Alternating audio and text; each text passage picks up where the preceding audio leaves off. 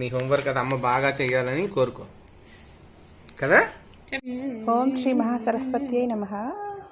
కార్తిక్కి కరెక్ట్గా 4 years back ఇలా సరస్వతీదేవి అవతారం రోజు, అంటే మన శరన్నవరాత్రుల్లో జరిగే సరస్వతీదేవి అవతారం రోజు మాత్రమే మేము అక్షరాభ్యాసం చేసామండి.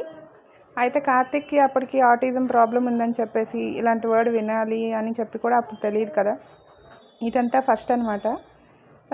ఫస్ట్ అయితే చాలా ఏడ్చాడు. ఇది చేయడానికి కూడా, పూజలో కూర్చోడానికి, పూజ అయిపోయినంతసేపు కూడా బాగా ఏడ్చాడు. ఇక ఎండింగ్లో మాత్రం మనం చెప్తున్నప్పుడు అట్లీస్ట్ ఆ స్లేట్ మీద బల్పంతో అలా మంచిగా రాశాడు. అది అంతవరకు హ్యాపీ అనిపించింది. ఇలాంటి ప్రాబ్లం వస్తుందని చెప్పేసి అప్పుడైతే తెలీదు. ఇదైతే కొంచెం హ్యాపీ థింగ్ అనే చెప్పాలి. ఆ టైంలో తను చూడండి ఎంత కాన్సన్ట్రేట్గా తర్వాత మంచిగా చూస్తూ ఉన్నాడో. ఆ సరస్వతీదేవి కృప అందరి మీద ఉండాలని చెప్పేసి మనస్ఫూర్తిగా కోరుకుంటున్నాను. ఈ పిల్లలకి కూడా ఇది ఒక స్టేట్ మాత్రమే అండి. ఆ స్టేజ్ని మనం, ఆ స్టేట్ ఆఫ్ మైండ్ నుంచి మనం బయటికి తీసుకురావాలి అంతే. దానికి మనం చాలా కృషి చేయాల్సి వస్తుంది. వీళ్ళు కూడా మంచి పొజిషన్లో ఉంటారు.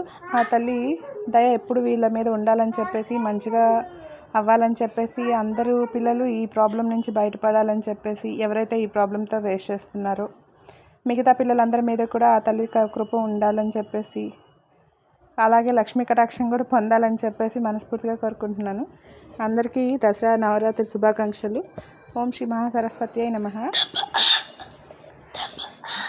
కార్తిక్ చూడండి కాన్సన్ట్రేట్గా చూస్తున్న ప్రతిసారి కూడా, ఐ కాంటాక్ట్ ఇచ్చిన ప్రతిసారి కూడా, అది చిన్న మూమెంట్ అయినా కానీ చాలా హ్యాపీగా అనిపిస్తుంది తను అలాగా చూసినప్పుడు, చేసినప్పుడు.